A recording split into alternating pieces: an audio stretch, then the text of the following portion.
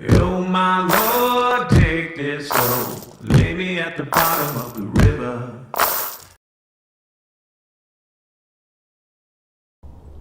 What's up, everybody? Colton Posey here again, and I want to talk to you about shallow diving crankbaits.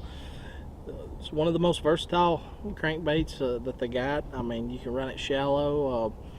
You bump it into really any type of cover. I mean, you're talking grass, stumps, wood. I mean, docks, whatever you want to use them for, and lipless crankbaits also. So we're going to go through a couple of shallow diving crankbaits and also the lipless crankbaits, and I'm going to show you my setup and the whole 9 yards, so maybe you can catch a lot more fish on the water when you're using these products.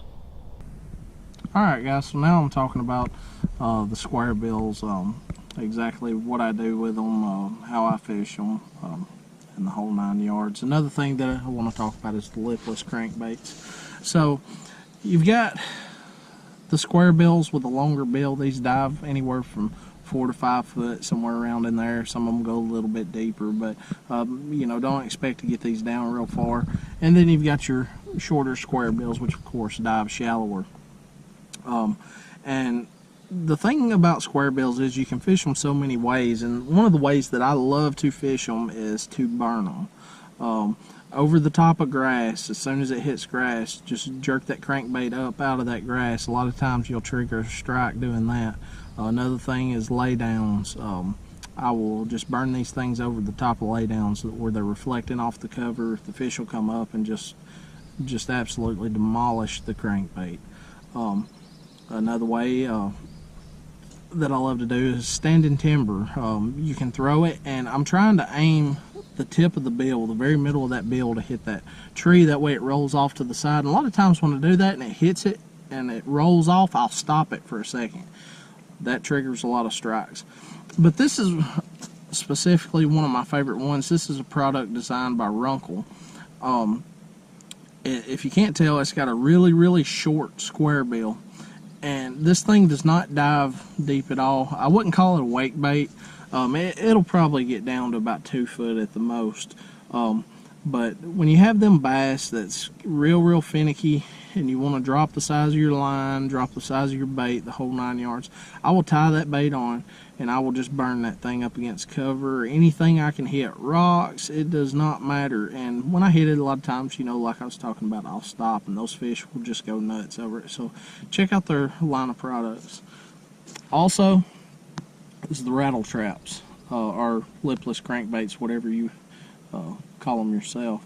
But these things, you can fish them on close to the top of the water, you can fish them mid-depth, or you can fish them dead on the bottom, however you want to.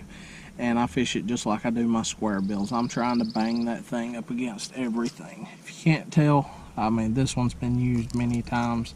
I just beat them to death the best I can, and that just triggers them strikes. Now, if you're going through real heavy cover, maybe stumps and stuff like that, what I like to do is to take that back treble hook off, and when you take that off, you're not going to miss as many fish as you think you would.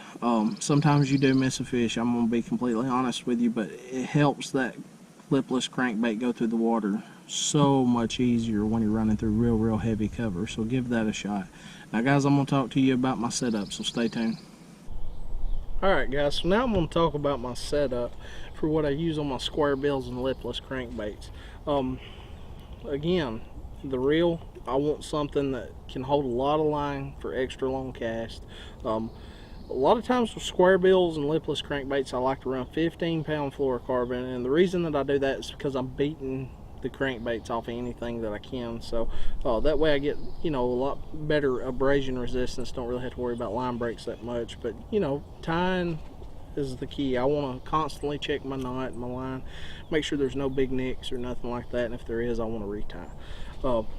So the loose speed spool laser, this is the Jason Christie version. I absolutely love this reel. This one right here is a 6/8 to 1 gear ratio, so again, I can slow it down as I need to, or I can speed it up as I want to. So and once again, the rod is the absolute most important part of these crankbaits.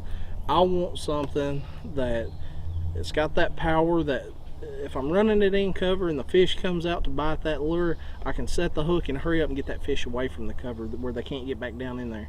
So What I like is the 7'1" impulse. This is Lance's Fight.